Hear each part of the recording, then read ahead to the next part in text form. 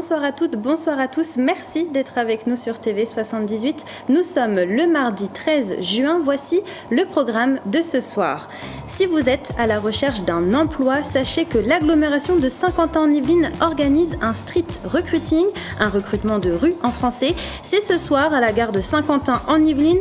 Quelles sont les offres d'emploi? Quelles sont les entreprises concernées? Les précisions avec notre journaliste sur place, Nicolas Dandry.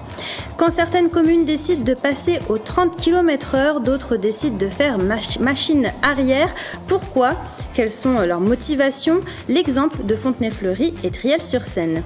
Et enfin, comme chaque mardi, nous terminerons cette émission par une page culture, focus sur Montigny-le-Bretonneux qui dévoile sa nouvelle saison culturelle au programme de l'humour, du théâtre et des concerts. Et justement, on en parlera avec José Cachin. Bonsoir. Bonsoir. Alors, vous êtes le maire adjoint délégué à la culture pour la ville de Montigny-le-Bretonneux. En quelques mots, à quoi faut-il s'attendre pour cette nouvelle saison culturelle? Des sourires, des pleurs, de l'émotion, un petit peu tout ça à la fois. 21 spectacles qui sont programmés pour la saison prochaine, équilibrés entre une programmation au niveau de la ferme du Manet, puisqu'on a 11 spectacles de prévus, et 10 sur la salle Jacques Brel. Donc voilà, c'est un petit peu tout ça à la fois. Bon, on va y revenir dans quelques temps, mais beaucoup de choses très intéressantes. Donc de fortes émotions, on en parlera un peu plus tard dans cette émission. On reviendra sur toute la programmation. Avec nous également en plateau, Laurence Dupin, bonsoir. Bonsoir. Alors, vous êtes la présidente de l'association Art Convergence et Anne de Truchy, bonsoir. Bonsoir. Vous êtes chef du service périnatalité à l'hôpital du Vésinet. Vous avez travaillé ensemble sur un projet musical avec les mères des enfants du service périnatalité et jeudi vous organisez la restitution de ce projet musical nommé Berceuse sur le nom de. Ça se passe à l'hôpital du Vésinet. En quelques mots, c'est quoi ce projet Berceuse sur le nom de? Vas-y. Alors, je crois que c'est né d'une rencontre, en fait, entre Laurence et moi. D'une rencontre et d'une envie de travailler peut-être un peu différemment auprès de ces mamans très blessées par la vie, présentant souvent des problèmes de santé sérieux et qui sont susceptibles d'avoir des troubles de la relation éventuellement avec leur bébé. Donc, on a toutes sortes d'alternatives thérapeutiques qu'on propose habituellement dans le service. On a 4 spécialités de médecins, on a des psychologues, des assistantes sociales, des sages-femmes, des puéricultrices, etc. Et on avait envie peut-être d'autre chose, de voir ce que l'art pouvait faire vibrer chez nos mamans et nos bébés. Voilà, donc j'ai rencontré Laurence. Et en fait, moi j'avais l'idée de travailler avec un artiste avec lequel on avait déjà travaillé, Charles-Édouard de Surville, qui est un musicien, qui avait quand même réussi à faire chanter des abeilles dans des pianos au domaine national de Saint-Germain-en-Laye. Quand j'ai raconté ça à Anne, ça l'a beaucoup amusé. Et en fait, c'était une plaisanterie, mais c'est comme ça qu'on est parti sur l'idée c'est Charles-Édouard qui a initié cette idée de créer des berceuses en partant des lettres, des prénoms de chacun des bébés, avec toute une histoire derrière qu'on vous racontera peut-être après. On en parlera exactement dans quelques instants. Avec nous également une journaliste de la rédaction de TV78, Céline Charles, bonsoir. Bonsoir. Avec vous, on verra les informations à retenir aujourd'hui dans les Yvelines. Mais avant, je vous propose de jeter un premier coup d'œil à la météo de demain.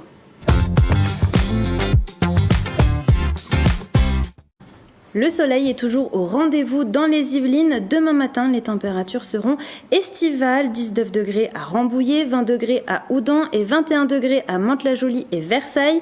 Dans l'après-midi, le soleil continuera de briller. Les températures grimpent. Il fera 29 degrés en moyenne dans tout le département. N'oubliez pas votre crème solaire. Et demain, nous fêterons la Sainte-Élysée. Le point maintenant sur les informations du jour à retenir dans les Yvelines. Et donc c'est avec vous, Céline Charles. On commence ces informations du jour avec une commémoration.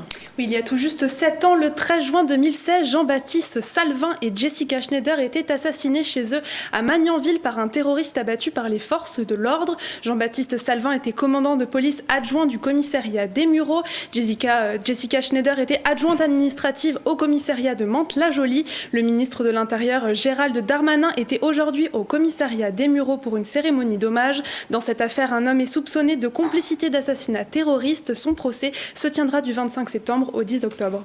On poursuit ces informations du jour, Céline, avec du nouveau dans l'affaire du centre de santé de Trappes. Et oui, 2 sœurs comparaissaient ce matin devant le tribunal judiciaire de Versailles. Elles étaient à la tête du centre de santé Medidental à Trappes. Ce qui leur est reproché: escroquerie, blanchiment aggravé, exercice illégal de la profession de dentiste et abus de confiance pour avoir détourné plus d'1 million d'euros auprès de la sécurité sociale. Les 2 sœurs ne nient pas les faits sans toutefois totalement les reconnaître. 30 mois de prison ont été requis, dont 18 avec sursis probatoire, jugement rendu le 26 juin.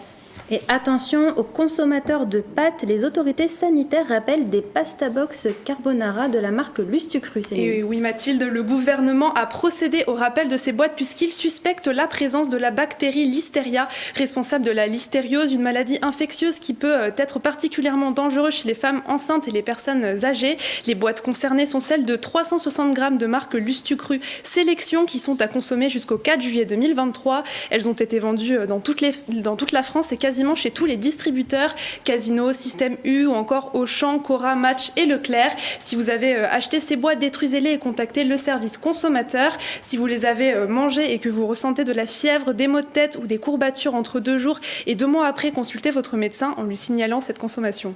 Et enfin, on termine par de la culture. Céline, la biennale du festival de street art de Saint-Germain-en-Laye est de retour. Et oui, Mathilde, la ville s'est transformée en musée à ciel ouvert pendant quelques jours. Le festival appelé Dans et sur les murs a commencé lundi et se terminera samedi 17 juin. Lors des précédentes éditions, différentes fresques avaient déjà été réalisées et cela continue cette année puisqu'une première fresque sera inaugurée demain à 18h30 sur la façade de l'espace Vera. Elle a été réalisée par l'artiste plasticien et graffeur versaillais Jean Robles.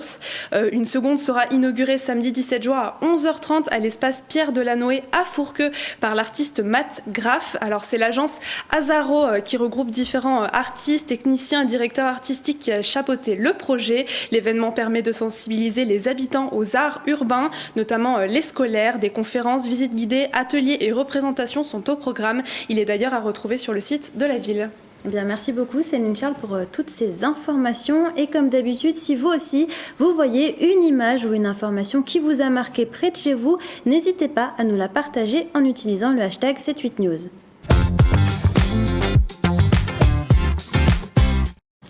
Il s'agit de la 2e édition de l'opération Street Recruiting en collaboration avec Saint-Quentin en Yvelines. Des entreprises du territoire sont dans les rues de l'agglomération pour trouver leurs futurs collaborateurs. Une première session a eu lieu ce matin de 7h30 à 9h30 devant la gare de Saint-Quentin en Yvelines. Et depuis 17h30, ils ont lancé une 2e session. Et notre journaliste Nicolas Dandry est sur place. Nicolas, quelles sont les entreprises présentes sur place ? Eh bien, elles sont une vingtaine d'entreprises à participer à cette session de recrutement. Derrière moi, vous pouvez voir les kakémonos de certaines entreprises. Il y a Arcus, il y a Thales, il y a Batiweb Group ou encore le Crédit Agricole. Alors, toutes les entreprises ne sont pas présentes devant la gare de Saint-Quentin en Yvelines puisqu'il y a des sessions qui se déroulent actuellement justement devant les gares de La Verrière et de Plaisir-Grignon. Cet événement, c'est une opération montée avec Saint-Quentin en Yvelines qui organise cela au sein d'une task force RH. C'est un groupe entre les entreprises et Saint-Quentin en Yvelines qui permet de créer des méthodes innovantes pour recruter. Avec moi, il y a Landry Mollès, chargé de projet RH à Saint-Quentin en Yvelines. Bonsoir Landry. Bonsoir. Alors, est-ce que vous pouvez m'expliquer un peu le principe de ce street recruiting ? Donc, l'idée est simple, en fait, c'est d'aller sur le terrain pour aller capter les gens qui vont travailler chaque jour à Paris et leur expliquer avec des recruteurs que concrètement, on recrute et on a beaucoup de postes à pourvoir et c'est le paradoxe, beaucoup de postes à pourvoir au pied de chez eux, en local en fait. Donc, on est en recherche de proximité et aujourd'hui, nous sommes là avec une vingtaine d'entreprises présentes. Et alors, en fait, c'est un job dating, c'est une session de recrutement qui se fait directement dans la rue ou finalement, c'est un premier contact et les entretiens se font ensuite ? Alors, c'est un premier contact, c'est pas un job dating, on n'a pas annoncé l'événement avant pour pas justement avoir des candidats qui viennent avec des CV. On veut vraiment aller capter des gens qui vont chaque jour à La Défense, à Paris, qui ont 1 heure, 2 heures de trajet et qui vont être sensibles à cet argument de proximité qui est porté par le développement économique de Saint-Quentin. Oui, c'est ça l'objectif. Finalement, c'est les habitants de Saint-Quentin en Yvelines peuvent avoir l'opportunité de trouver un emploi finalement sur le territoire et éviter ces déplacements en train notamment. Bien sûr. Et donc tous les recruteurs sont là pour le prouver. On a de très belles entreprises sur le territoire. Et donc, on dit à nos habitants, restez sur Saint-Quentin et travailler ici sur place. Voilà. Un premier bilan ? Un premier bilan très positif. On a de bons retours. Beaucoup de gens surpris de nous voir aujourd'hui. Et voilà, quelques chiffres, 4500 flyers comme ceci, donc distribués. Donc une belle opération. Merci Landry Mollès, et je vous propose, Mathilde, d'aller voir justement une de ces entreprises présentes. Et parmi les entreprises présentes, justement, il y a Bouygues Énergie et Services, et Julie Cousin est chargée de recrutement pour cette entreprise. Bonsoir. Bonsoir. Méthode innovante, vous avez jamais fait ce genre de session où vous recrutez des candidats, enfin en tout cas vous débutez le recrutement des candidats dans la rue. Eh oui, mais on l'a déjà fait l'année dernière. On était déjà présents sur la première opération du mois d'octobre dernier. Et voilà, effectivement, c'est différent. C'est les entreprises qui vont vers les candidats et pas l'inverse. Oui, parce que je rappelle, il y a déjà eu une première édition en fin d'année dernière. Comment ça se passe ? Quel bilan vous faites de ce genre d'initiative ? C'est surtout une action de communication avant tout, avant d'être une véritable action de recrutement. C'est se faire connaître, c'est que les gens sachent que à côté de chez eux, il y a des grands groupes qui recrutent et qui recrutent beaucoup. Donc on a beaucoup de postes ouverts chez nous aujourd'hui, chez Bouygues Énergie et Services. Merci beaucoup Julie Cousin, je vous laisse continuer justement à accueillir et essayer de trouver la perle rare peut-être ici devant la gare de Saint-Quentin en Yvelines. Session de recrutement qui a commencé à 17h30 et qui se terminera aux alentours de 19h30, Mathilde. Eh bien, merci beaucoup Nicolas Dandry pour toutes ces précisions, et merci également à Julien Leroy aux moyens techniques. Depuis plusieurs années, les communes qui décident de passer aux 30 km/h se multiplient dans les Yvelines. Le mois dernier, c'est la ville de Fontenay-le-Fleury qui a passé le cap. Baisse du nombre d'accidents ou encore enjeux écologiques, les motivations sont nombreuses pour le maire. De son côté, Triel-sur-Seine, elle, est revenue aux 50 km/h. Alors, entre espoir et désillusion, nous avons voulu faire un bilan, le reportage de Julien Leroy. À Fontenay-le-Fleury, les automobilistes doivent désormais lever le pied. Sous le panneau d'entrée de ville, une signalisation zone 30 km/h est installée depuis mai 2023. Cette limitation est désormais appliquée à l'ensemble des rues, sauf exception. L'an passé, un groupe de travail composé de Fontenaisiens s'était réuni pour évoquer la vitesse dans la commune. Conclusion, pour augmenter la sécurité des différents usagers, s'affranchir des 50 km/h était préconisé. On a une ville qui a été tracée dans les années 70, qui est 100% orientée voiture, et la voiture reste le mode dominant. Ce qu'on cherche à faire là, c'est un meilleur partage de l'espace public en protégeant les nouveaux utilisateurs, même s'ils sont les moins nombreux, ce sont les plus fragiles, c'est-à-dire les piétons et les trottinettes. Un nombre d'accidents réduit. Grâce aux nouvelles limitations, le maire de Fontenay-le-Fleury espère développer l'usage du vélo encore trop minoritaire sur sa commune, à condition que cette nouvelle règle soit appliquée par les automobilistes. Moi aussi je suis chauffeur, conducteur, et on ne fait pas toujours attention à ce qu'on voit qui est écrit et on oublie. C'est pas respecté parce qu'il n'y a pas suffisamment de personnes pour faire respecter la loi. Pour l'association Prévention routière, signalisations et aménagements doivent être mis en place par ces communes. Panneaux, ralentisseurs et ronds-points peuvent aider à faire freiner les véhicules, mais chacun doit aussi s'impliquer. On parle de prévention participative. On ne doit pas attendre tout de l'autorité publique. Il faut aussi soi-même participer par son propre comportement, en montrant l'exemple. Voici Manille-les-Hameaux ou Villepreux. Les communes zone 30 se multiplient dans le département depuis plusieurs années. De son côté, le maire de Triel-sur-Seine a fait machine arrière en octobre 2022. Les rues sont repassées à 50 km/h sauf au niveau des écoles, de la gare ou du centre-ville. Selon lui, les bienfaits écologiques et la baisse des accidents à 30 km/h ne sont pas justifiés. Il y avait beaucoup d'automobilistes qui ne respectaient pas les distances de sécurité avec le 30 km/h parce qu'ils ne comprenaient pas la mesure qui n'était pas crédible et donc n'arrivaient pas à l'appliquer. Donc on avait des comportements dangereux, donc il y a beaucoup de Triellois qui ne se sentaient pas à l'aise. Là on est sur un axe qui est assez dégagé et donc on peut rouler facilement à 50 km/h parce que les trottoirs sont larges, la route est assez grande, il n'y a aucun risque pour les automobilistes, ni les cyclistes, ni les piétons. En 2021, l'Organisation des Nations Unies lançait sa campagne Love 30 pour promouvoir la généralisation des villes à 30 km/h dans le monde. Un besoin encore important de pédagogie pour faire accepter cette vitesse au plus grand nombre. On en parlait en début d'émission. Jeudi prochain, l'hôpital du Vésinet, en partenariat avec l'association Art Convergence, ont lancé un projet musical, berceuse sur le nom d'eux. La restitution de ces berceuses se fera jeudi prochain à l'hôpital du Vésinet. Pour en parler avec nous, Laurence Dupin, la présidente de l'association Art Convergence, et Anne Detruchy, la chef du service périnatalité de l'hôpital du Vésinet. Alors, vous travaillez depuis décembre 2022 sur ce projet projet. Comment est-ce que ça s'est fait? Vous nous expliquez en début d'émission que c'était fait à partir d'une rencontre. C'est un peu insolite finalement d'amener l'art, d'amener la musique dans un hôpital. Alors c'est certain que l'art-thérapie est quelque chose qui est tout à fait connu et reconnu et qui s'est adapté progressivement au travail hospitalier, parce que le travail hospitalier est particulier, c'est un monde à part.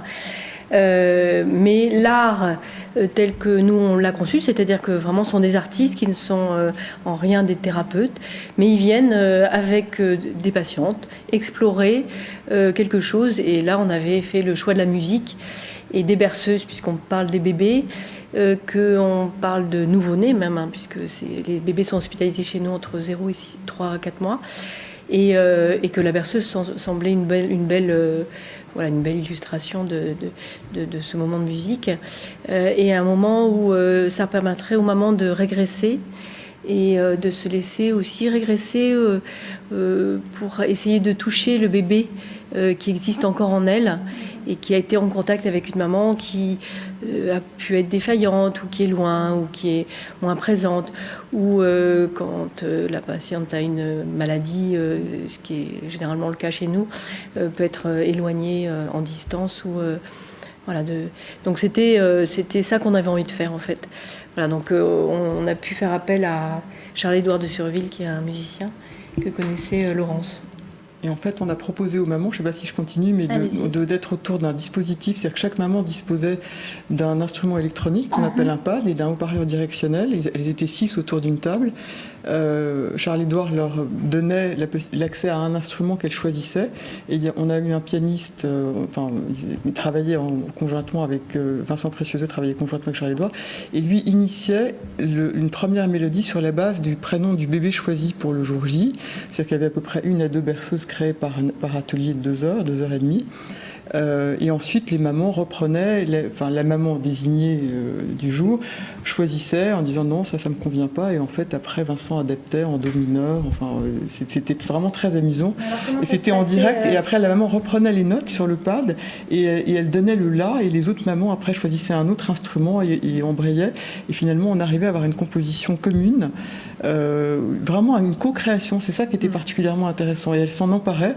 On a même les bébés qui jouaient un peu. Bon, on n'enregistrait pas tout, hein, mais c'était vraiment assez étonnant comme c'était vraiment une co-création, je crois. C'était, chaque lettre du prénom du bébé, ça correspondait à une note de musique, pour créer cette berceuse sur le prénom de l'enfant. Le langage musical anglo-saxon s'écrit sous forme de lettres, en fait, et chaque lettre correspondant à une note en langage latin. Et donc, c'est comme ça qu'on a fait ce choix pour initier les mélodies. Eh bien, je vous propose d'écouter un extrait tout de suite. C'est La berceuse sur le nom de Hadjarat.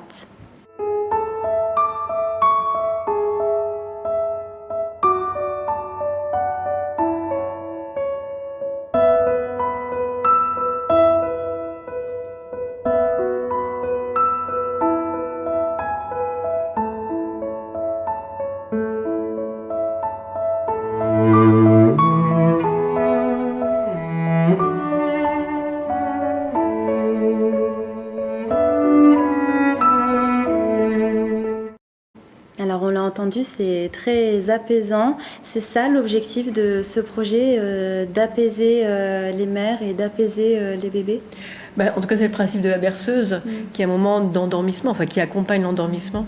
Donc c'était un peu le but, c'est qu'on ne soit pas dans une musique peut-être excitante, mais plutôt quelque chose qui puisse provoquer chez les mamans et les bébés, au contraire, un lâcher-prise, une régression, et quelque chose de très doux. Et on voyait vraiment les mamans qui berçaient les bébés qui se berçaient en écoutant, et on voyait progressivement tout le groupe qui se berçait sur le même rythme. C'était vraiment des moments très jolis à voir. Et alors sur le plan médical, quel bilan vous en faites du coup de ce projet musical? Alors c'est un peu compliqué parce que sur le plan médical, pour pouvoir donner des résultats en médecine, il faut avoir une grande cohorte, etc. Donc ce qu'on peut dire, c'est que clairement c'était un moment de calme, de tranquillité, de solidarité aussi entre les mamans. Elles sont beaucoup entraidées, d'entraide. Et on avait des mamans qui étaient calmes le soir, qui s'endormaient facilement, des bébés aussi. Et ça, c'est pas un résultat qu'on a si souvent que ça. On a un autre atelier berceuse qui est animé par une psychologue dans le service, mais où c'est des berceuses toutes écrites qui sont proposées. Et c'est aussi des moments qui peuvent faire entrer dans on va dire, cette difficulté de l'endormissement qu'ont la plupart des bébés. Donc c'est quelque chose qu'on a à cœur de travailler dans le service. Oui. José Cachin, vous qui êtes maire adjoint à la culture de la ville de Montigny-le-Bretonneux, vous en pensez quoi de cette initiative ? Moi, je suis subjugué et je suis admiratif de tels projets. Je trouve ça absolument remarquable. Bon, là, on est typiquement dans l'expression qui consiste à dire que la musique adoucit les mœurs. Oui. Mais non, je trouve ça exceptionnel. Je suis un fervent admirateur de ce type de projet-là. C'est ce qu'on se disait un peu tout à l'heure en aparté. Ce sont aussi des projets de ce type-là qu'on essaye de développer, nous, au niveau de la culture à Montigny. Je sais que dans le cadre de la saison prochaine, on a été sollicité par un ITEP, de telle sorte à pouvoir encadrer un groupe de 6 enfants âgés de 6 à 14 ans qui présentent des troubles du comportement, avec la présence d'une éducatrice, d'une thérapeute, mais aussi d'une professeure de notre conservatoire des arts, afin de mener un projet plastique. Voilà, un peu dans le même esprit que ce que vous pouvez faire. Donc moi, je suis ravi d'être sur ce plateau avec ces 2 personnes invitées devant moi, parce que non mais bon choix. Moi, je me retrouve complètement dans ce type de projet-là, et je pense que... Alors, c'est une exposition qui est prévue, c'est ça ? Oui, il y a une exposition, parce qu'il y a des photos qui ont été prises, et surtout, il y a une vidéo qui a été faite pendant plusieurs périodes, et donc qui vont être exposées dans l'hôpital. Et la musique va émaner, va sourdre de plusieurs monolithes. Alors, donc, c'est des instruments en bois qui ont été sculptés pour une autre exposition et qui sont absolument superbes et qui vont être exposés aussi dans le hall de l'hôpital. Et vous allez faire aussi la restitution de toutes ces berceuses, donc jeudi prochain à partir de 16h30. Il va y avoir plusieurs personnalités qui vont venir. Tout à fait. Alors, elles vont être jouées en direct, en fait, mais ce sera en version concert, ce qui n'est pas forcément la version enregistrée que les mamans vont avoir. Il y aura donc Vincent Precioso, que vous avez aperçu sur la vidéo, qui sera accompagné par Julie Sevilla-Fraisse, qui est une violoncelliste connue, et qui vont jouer donc ces berceuses en annonçant les 21 prénoms dans l'ordre alphabétique, et que les mamans vont entendre jouer, en fait, pour la seule et unique fois de cette manière-là. Ensuite, elles pourront retrouver sur une playlist leurs berceuses. En fait, elles auront chacune leur pochette de disques avec leurs berceuses enregistrées. Et elles auront une boîte à musique, une sorte de boîte à musique sur laquelle elles pourront poser leur téléphone. Alors, ce que je voulais rajouter, effectivement... Alors, rapidement, parce qu'on a un peu pris par le temps. En fait, on a aussi contacté un lycée professionnel du Chesnay, et on a demandé à la classe d'aménagement des espaces, qui fait aussi de la menuiserie, de nous fabriquer un petit objet en bois sur lequel on pourrait poser le portable. Et chaque élève va fabriquer un objet en bois pour un enfant, un bébé, et va venir donner aux mamans. Donc, on a trouvé que ça donnait encore une autre dimension et du sens aussi et pour nos mamans et pour nos bébés et pour ces élèves. Voilà, ça s'était fait grâce à Vincent Blandin, qui est le proviseur de ce collège. Eh bien, merci beaucoup Anne de Truchy et Laurence Dupuis d'avoir accepté notre invitation en plateau. Alors, pour rappel, du coup, toutes les berceuses seront retransmises lors d'une exposition ouverte au public tous les jours de 14h à 18h à l'hôpital du Vésinet. Et ce sera, du coup du 15 juin jusqu'au 18 septembre, comme on le disait tout à l'heure. Allez, c'est l'heure maintenant d'ouvrir une page culture.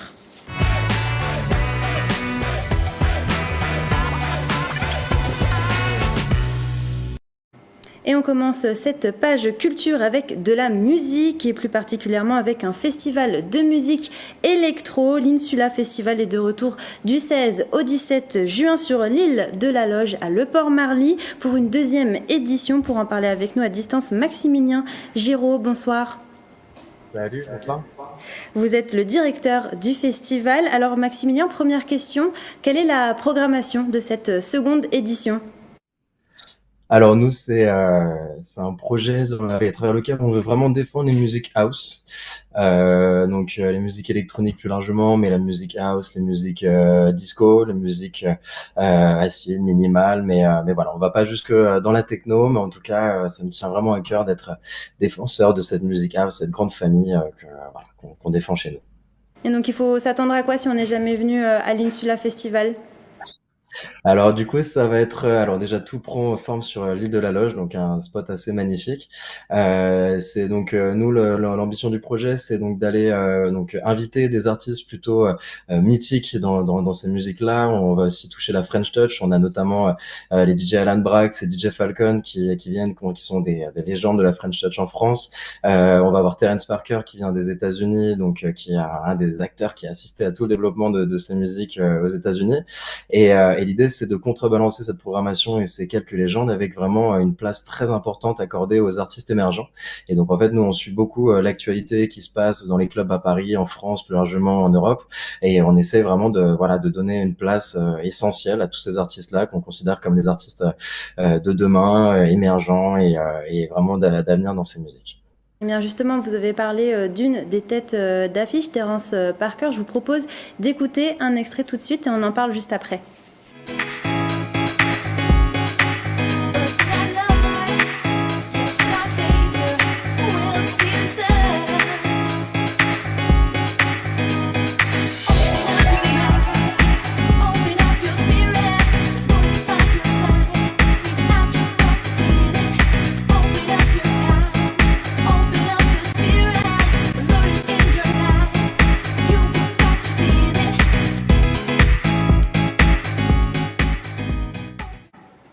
Alors là, Maximilien Giron, on est vraiment sur de la house pure et dure avec Terence Parker.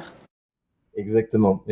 C'est vraiment, c'est un des papas, si je puis dire, de cette musique-là, qui vient des États-Unis, qui a une très belle réputation en Europe, un peu partout, et puis qui a vraiment signé des tubes classiques, des vrais classiques dans cette musique-là.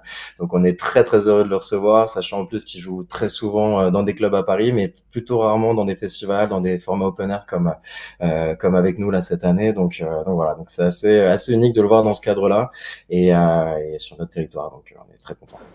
Et donc les artistes vont se partager deux scènes, il va y avoir la plage et la prairie.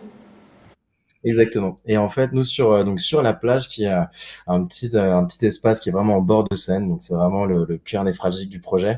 C'est là où on a créé notre premier événement il y a 2 ans maintenant. Et donc en fait, sur cette plage-là aujourd'hui, on laisse du coup cet espace en tant qu'espace de liberté et de création pour des labels et des collectifs parisiens.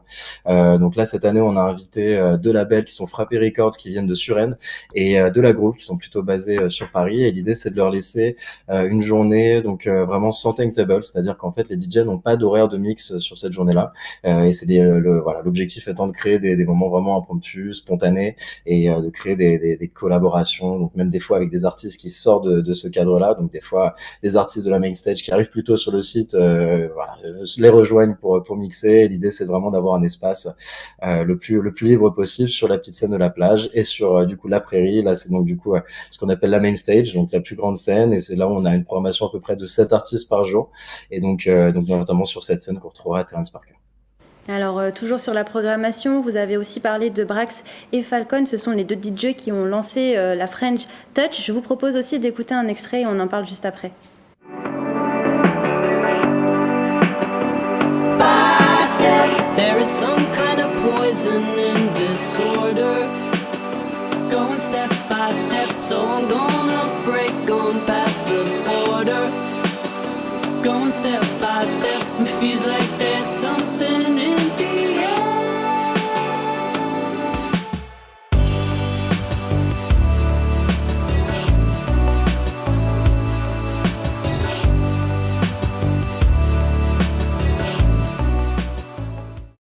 Alors, est-ce que ça vous tente autour du plateau? Est-ce que ça vous donne envie d'y aller? C'est peut-être pas le style de musique que vous écoutez, mais est-ce que vous avez quand même envie d'y faire un tour? Ça peut être aussi le style de musique qu'on peut écouter.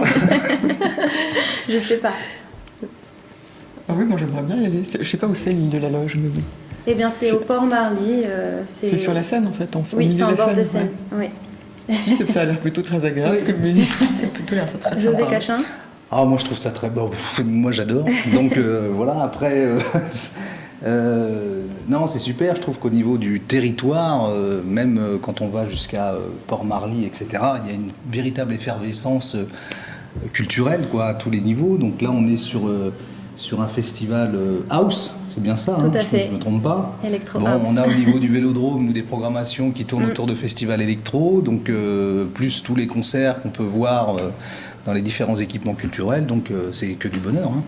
Et alors, en parallèle de la musique, Maximilien, vous avez aussi 2 expositions et des activités autour de la peinture, du paintball. Exactement. Alors on a en fait une partie plutôt village aussi pour le public.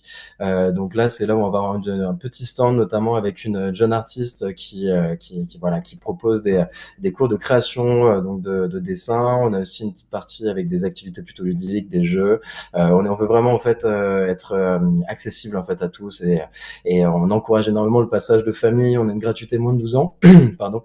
Donc voilà, donc on a aussi cette partie un peu ludique pour que les gens puissent venir en famille plutôt sur l'après-midi et puis voilà, toujours accompagné de cette musique sur le long de la journée et puis après on continue jusqu'à 2h pour passer plus sur le côté vraiment musical mais voilà, on a cette partie village et puis on a une petite partie autour de l'art contemporain aussi qui nous tient beaucoup à cœur, sachant que la ville de Port-Marly est une ville qui a été marquée et qui est toujours marquée par un héritage autour de l'impressionnisme et du mouvement impressionniste pardon. Et donc du coup nous on lui rend hommage en fait à ce mouvement qui a marqué notre ville à travers des installations contemporaines. C'était notre manière à nous de faire un lien avec une initiative qui nous touchait particulièrement. Donc tous les ans on invite 2 artistes issus plutôt du mouvement contemporain à faire des créations d'installations contemporaines qui sont sur le site du festival. Donc l'idée étant de créer vraiment une zone d'ébullition artistique, que ça soit à travers l'art contemporain, l'hommage et les passerelles qu'on fait avec le passé qui a marqué notre ville et puis avec les musiques qui nous touchent nous actuellement en tant qu'équipe et en tant que porteur du projet. Eh bien, merci beaucoup, Maximilien Giraud, d'avoir répondu à nos questions. Si vous êtes intéressé, l'Insula Festival, c'est le vendredi 16 et le samedi 17 juin sur l'île de la Loge à Le Port-Marly. Si vous souhaitez prendre vos places, rendez-vous sur le site internet qui s'affiche sur votre écran. Après avoir parlé de musique, on va maintenant parler de théâtre. Les pièces de Guy de Maupassant ou de Jean de la Fontaine reprennent vie à la ferme. Et ce week-end, c'est la ferme de la Haye au Mureau qui a ouvert le bal. Le reportage de Gabriel Gontier et Lou Dapilly. C'est long tête à tête, où l'on fait la tendresse, où l'honnête femme a des rôles de maîtresse. Quand les planches rencontrent les chants, c'est ce que propose le comité départemental d'animation et de théâtre amateur des Yvelines avec la seconde édition de Théâtre à la ferme. Cela ne s'apprend pas, c'est affaire de race. On peut acquérir l'art, mais non le naturel. Par l'étude, on devient ce que fut la Rachel, qui demeurera souvent roide ou prétentieuse, toujours fort dramatique, mais jamais gracieuse. C'est inattendu, c'est vrai qu'on vient visiter une exploitation, on vient acheter pourquoi pas des produits et légumes bio, locaux, et puis on se retrouve assis à regarder une pièce de théâtre, donc c'est vraiment très surprenant et très agréable. Je trouve que c'est très sympa comme formule. Voilà, théâtre à la ferme, on est dans la nature et on a un peu de culture, donc c'est bien. Des représentations théâtrales gratuites et tout public dans un cadre bucolique pour le plaisir du texte et du lieu. Les différentes troupes du comité joueront des classiques du théâtre français tels que Cyrano de Bergerac ou Les Fables de La Fontaine. Mais à la ferme des Mureaux, c'est Guy de Maupassant et Max Moret qui étaient à l'honneur. L'événement offre à la ferme une occasion de se faire connaître et de rendre le théâtre plus accessible. On essaye d'amener le théâtre directement en fait, au contact du public pour pouvoir lui redonner goût en fait, à revenir dans les salles. Après la représentation, c'est découverte de la ferme avec des visites organisées. Différents producteurs présentent leurs produits. Œufs frais, fruits de saison ou fromages fermiers, majoritairement issus de l'agriculture biologique, sont proposés. Des animations sont également prévues pour les enfants. Ils viennent découvrir un peu les produits, tous nos légumes, les fruits, les produits des partenaires, hein, les biscuits, le miel, le fromage. Théâtre à la ferme est une initiative originale. Elle permet de découvrir la richesse des exploitations agricoles des Yvelines. 4 fermes sont concernées. Une belle occasion de se divertir, se cultiver et soutenir les producteurs locaux. Le festival se déroule jusqu'au 25 juin.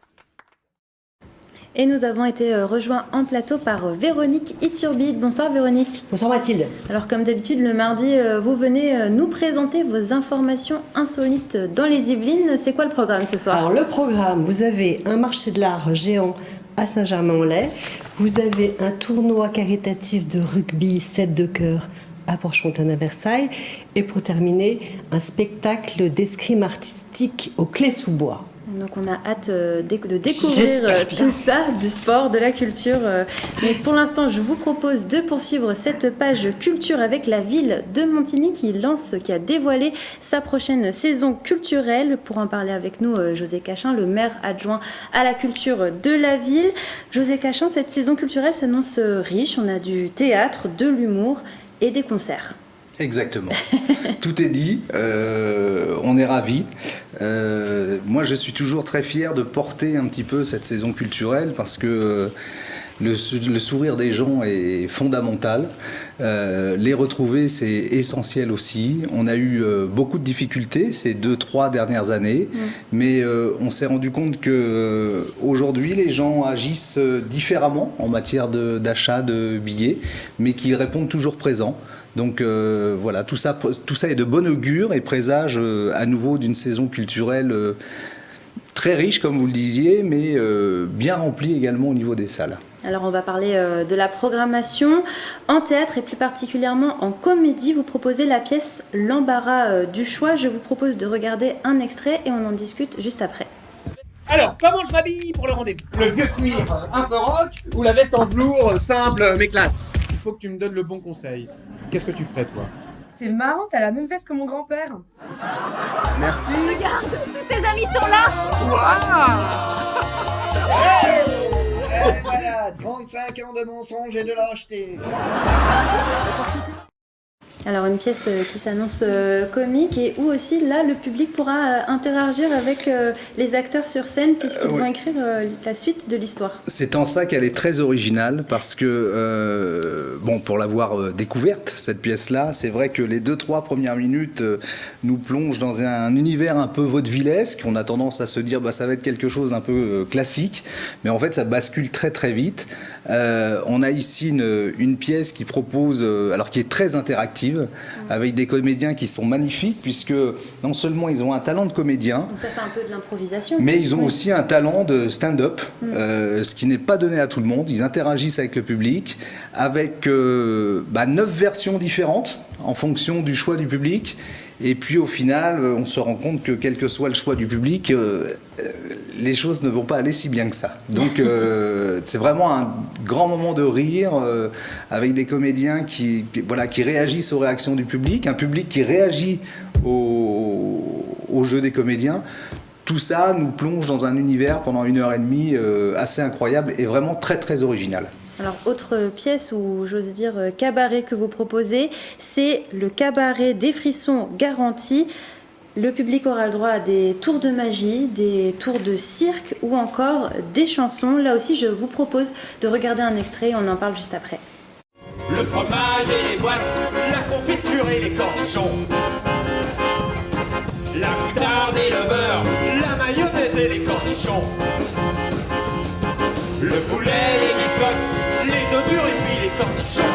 Pour faire ce tour, j'ai besoin d'une bonne table, un verre, une bouteille et 2 tubes. Je vais faire passer le verre à la place de la bouteille et la bouteille à la place du verre. Et voilà le travail. Si vous voulez qu'on boit un coup ensemble, il faut 2 verres et 2 bouteilles. À la petite soif, à la grande soif. Ça s'annonce déjanté, cette pièce, ce cabaret. C'est le terme, c'est un cabaret déjanté, mais on est très attachés et puis surtout ravis de programmer cette pièce-là parce que elle est un peu particulière, cette pièce. Elle rentre dans le cadre d'une politique d'inclusion. Ce sont des personnes en situation de handicap. Et on a un attachement vraiment très particulier au niveau de la ville en termes d'inclusion. On développe tout un tas de choses dans les différents secteurs. Là, on a affaire à une compagnie qui est la compagnie du théâtre de Cristal, qui en fait, à partir de 2004, en partenariat avec l'association ARP, c'est-à-dire Handicap, Autisme, Association Réunie du Parisis, a accueilli 15 artistes de façon pérenne pour les former à tous les arts de la scène. Et ici, on a le résultat absolument bluffant, où je vous défie d'abord de constater quoi que ce soit au niveau du handicap.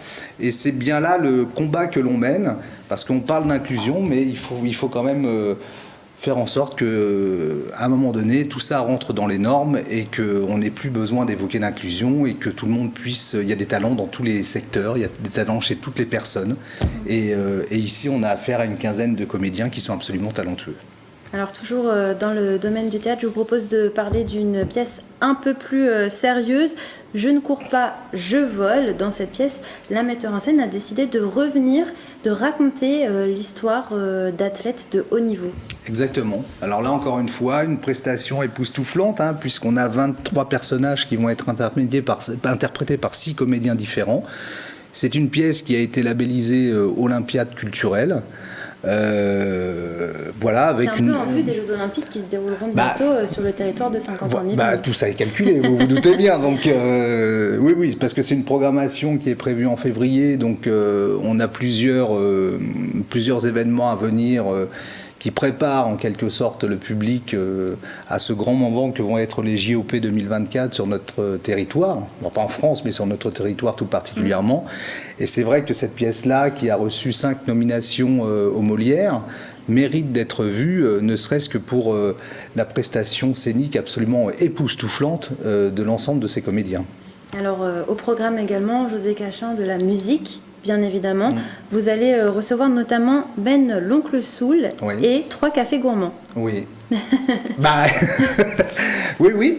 Écoutez, Ben l'Oncle Soul qui nous présente un concert suite à la parution de son dernier album, qui est beaucoup plus intimiste et qui mérite qu'on s'y intéresse de plus près. Donc on l'avait déjà reçu à la Ferme du Manet il y a quelques années, avec une salle qui était en folie. On a des adeptes, on a aussi des gens qui sont là pour découvrir, donc nul doute que c'est un concert qui rencontrera un vif succès. Et puis 3 cafés gourmands, 3 cafés gourmands, qui ne connaît pas 3 cafés gourmands, donc là c'est une curiosité. Est-ce que les gens vont bien répondre à l'appel des 3 cafés gourmands? Je pense que, étant donné la popularité de ce trio, encore une fois, je me fais pas trop d'inquiétude, quoi. Justement, autour de ce plateau, est-ce que vous avez des coups de cœur? Plutôt Ben l'Oncle Soul, plutôt 3 cafés gourmands? Plutôt les pièces de théâtre. Plutôt les pièces de théâtre. Alors, on a aussi Kyle Eastwood qui va venir se produire sur scène, José Cachin. Là, on est plus sur de la soul. Oui, jazz aussi. Jazz. Voilà. Mais surtout un coup de cœur. Il rend hommage à son père avec un quintet où il va interpréter un certain nombre de musiques de films dans lesquelles son père a eu l'occasion de jouer. Donc on va retrouver entre autres les grands standards, Le Bon, la Brute et le Truand. Je vais vous passer tous les titres de films, mais en tout cas, et c'est à la salle Jacques Brel. Donc on sait que la salle Jacques Brel est particulièrement adéquate pour faire des concerts comme ça un petit peu intimistes et toujours proches du public. Donc je suis très heureux d'accueillir Kyle Eastwood, très heureux. Et alors bien sûr, de l'humour, José Cachin, on aura également la 3e édition de Please Stand Up. Oui, la soirée de l'humour, c'est devenu l'événement incontournable à Montilly-le-Bretonneux. Vous savez, on en est particulièrement, presque au stade où, quand vous lancez une programmation comme ça et que vous annoncez une soirée de l'humour, on a des gens qui se posent plus la question. Ça fait partie des places qui sont vendues le plus rapidement, qui affichent complet très très vite. Mais là, on fait un plateau 100% féminin. 100% féminin. 100% féminin. Et vous allez aussi accueillir Fari, un autre humoriste qui est très reconnu sur la scène. Très reconnu, on a cette chance de pouvoir l'accueillir également. On ne l'a jamais accueilli à la Ferme du Manet. Ça va être une première.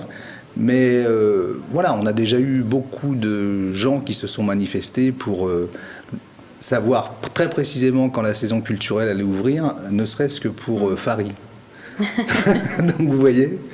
Et alors, Au niveau de la billetterie, on va rappeler les dates. Du coup, c'est à partir du 19 juin pour uniquement les Igny-Montins. Voilà, ouverture de la billetterie le 19 juin à 18h, exclusivement réservée aux Igny-Montins, avec un principe qu'on a lancé l'an dernier, le principe des abonnements, donc 3 formules d'abonnement. Quels sont les tarifs environ? Alors, les 3 formules d'abonnement, c'est simple en fait. On a l'abonnement beaucoup, c'est-à-dire de 3 à 5 spectacles, ce qui permet au final d'avoir une réduction de 20% sur l'ensemble des spectacles. L'abonnement passionnément qui va de 6 à 9 spectacles, où là on est sur une réduction totale de 30%. Et après à la folie, on est à 9 spectacles et plus, où là on est sur une réduction totale à hauteur de 40%. L'an dernier, on a lancé ces différentes formules. On a eu 43% de gens qui ont adhéré à l'ensemble de ces formules-là. 14 300 et quelques billets qui ont été vendus au total. Donc c'est une formule qui fonctionne bien. Il n'y a pas de raison qu'on s'arrête sur un si bon chemin. Eh bien, merci beaucoup, José Cachin, d'avoir accepté notre invitation. Si vous souhaitez réserver vos places, du coup, rendez-vous sur le site internet qui s'affiche en bas de votre écran. Ce sera du coup le 19 juin uniquement pour les Igny-Montins et à partir du 26 juin pour tout le monde.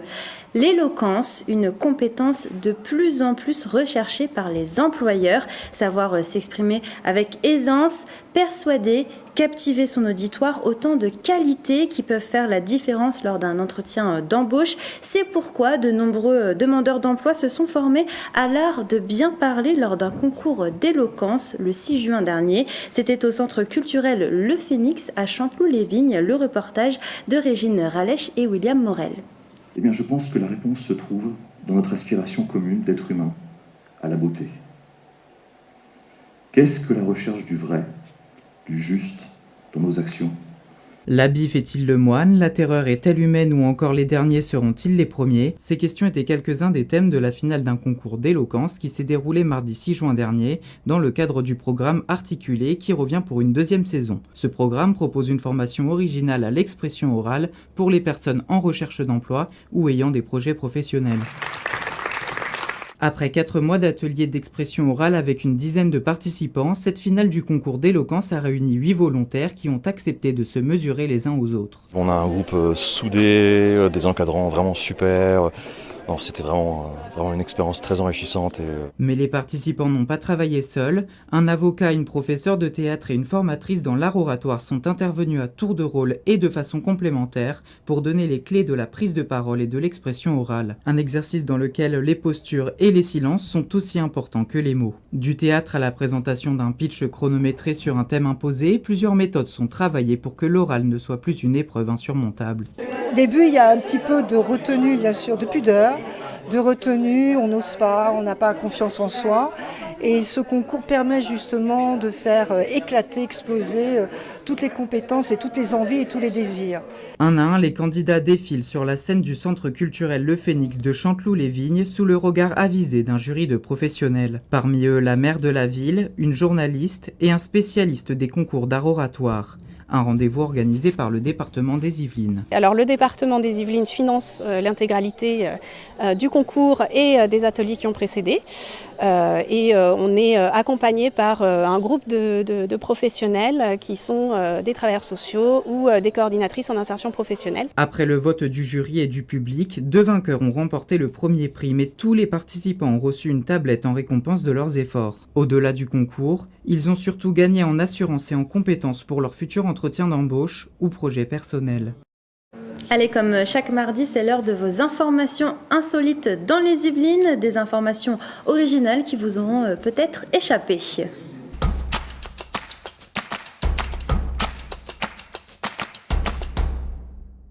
Et alors on commence ce soir, Véronique, par un marché géant sur l'art à Saint-Germain-en-Laye. Exactement, l'art contemporain, c'est sur la place du marché Neuf à Saint-Germain-en-Laye. Ça a lieu samedi 17 juin de 10h à 19h. Il y a plus d'une centaine d'artistes qui exposent différentes œuvres, évidemment, ils ont un stand chacun. C'est un événement qui existe depuis 2007, donc là on est sur la 15e édition. Au départ, c'est un groupe d'amis qui ont voulu exprimer leur intérêt pour l'art contemporain et qui ont créé cet événement, et puis après ça a été repris par Cécile Coutan, directrice de l'atelier pièces uniques à Saint-Germain-en-Laye.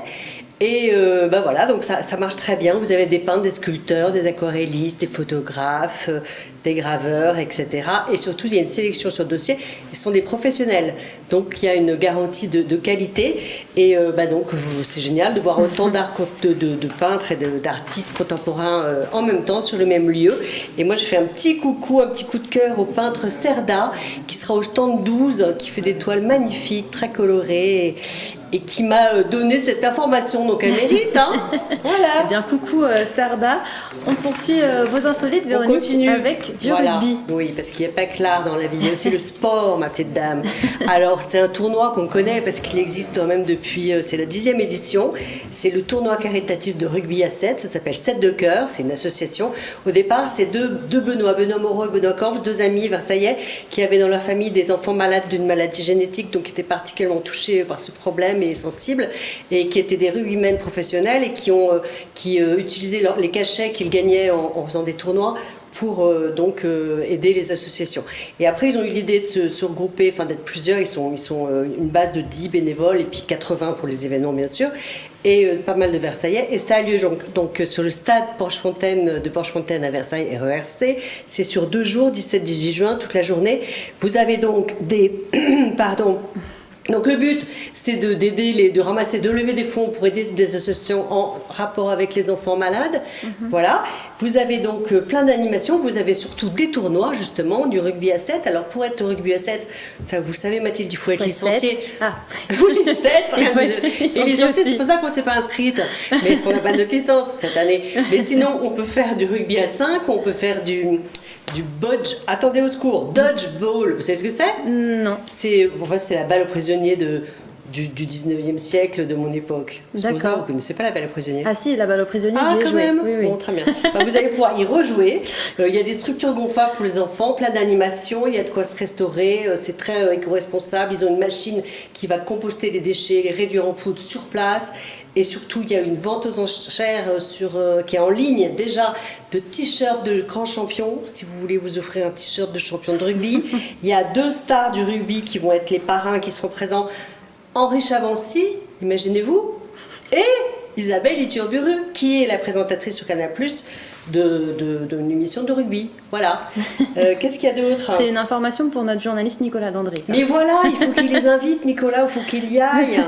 Et voilà, donc c'est des équipes de haut niveau puisqu'ils sont licenciés. Après, il y a 22 équipes féminines, 24 masculines, 10 équipes de rugby à 5. Et il faut absolument y aller, c'est toute la journée sur 2 jours. Voilà. Alors, on continue vos informations insolites, Véronique. Je veux bien parce que j'ai pas terminé. Ce serait moche de me couper maintenant. C'est avec une comédie de cap et d'épée. Oui, alors, je vois vos yeux qui s'ouvrent. Ça vous fait rêver? Ça m'intéresse en tout cas. Voilà, ça s'appelle l'escrime artistique. En fait, c'est une association qui s'appelle La Garde des Clés, qui a été montée par Éric Bounic, qui existe depuis un certain temps, notamment au Clé-sous-Bois, et qui propose un spectacle vendredi 16 juin. Alors, vous pouvez arriver à 19h30, ça démarre à 20h. C'est à l'espace Philippe Noiret, donc au Clé-sous-Bois. C'est une comédie de cap et d'épée. Ils sont 13 sur scène, c'est pour tous les âges. C'est assez burlesque, rigolo. À un moment, il y a un ours. Alors, je vous le dis, il est faux. Comme ça, on ne prend pas peur, mais il peut faire peur. Bon, voilà. Et c'est eux qui font les costumes, les décors, etc. Parce que l'escrime artistique, la différence avec l'escrime normal, c'est qu'au lieu de vouloir se toucher comme dans l'escrime normal, on ne se touche pas puisqu'on n'a pas de protection. Donc, c'est un petit peu dangereux. Donc, voilà. Après, ce sont des combats qui sont chorégraphiés, très, très mesurés, millimétrés, parce que justement, toujours par sécurité, pas question de se mettre un truc dans l'œil. Et du coup, c'est très, très organisé. C'est un peu comme une chorégraphie. D'ailleurs, chez Louis XIV, souvenez-vous, la danse, l'escrime, c'était souvent les mêmes personnes, les danseurs et les bretteurs, car on dit bretteur, car on brette. Et aussi, une dernière petite info que m'a donné Eric, c'est que on dit bastonner, bâton, parce que les pauvres n'avaient pas d'épée, ils avaient des bâtons. Donc bâtonner, bastonner, et les riches avaient ça y est, je me souviens plus du nom. Un nom en hier, au secours, tu peux pas m'aider?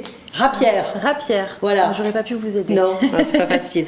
Donc là, il y a ce spectacle qui va être enregistré parce que ça va être un test. Ils espèrent être au Montmolière l'année prochaine. Et donc, ils proposent des cours d'escrime artistique au Clé-sous-Bois. Il faut aller au forum des associations qui aura lieu en septembre, par exemple. Vous tapez l'association, je vous ai dit, c'est la Garde des Clés. Et on apprend l'escrime artistique, mais on apprend aussi... Enfin, c'est un ensemble, en fait. Vous concevez le spectacle. Bien, merci voilà. Véronique et Turbide. On passe rapidement à votre dernière information. Vous vouliez terminer par votre dernier VIP Véry-Vlinoise Personne, c'était à la ferme de Richard Aquaponie. Voilà, en aquaponie, c'est le système des poissons, le système vertueux, les poissons, l'eau des poissons nourrit les plantes, machin. Et il fait une journée porte ouverte samedi 17. Vous êtes chargé votre samedi, Mathilde. Samedi 17. Ah, c'est un nom là, Bretèche. Voilà. Merci beaucoup, Véronique. Merci à vous, Mathilde. On vous retrouve la semaine prochaine, comme J'espère d'habitude. Eh bien, merci beaucoup, Véronique, encore une fois. C'est bientôt la fin de cette émission, mais juste avant de se quitter, je vous propose de jeter un dernier coup d'œil à la météo de demain.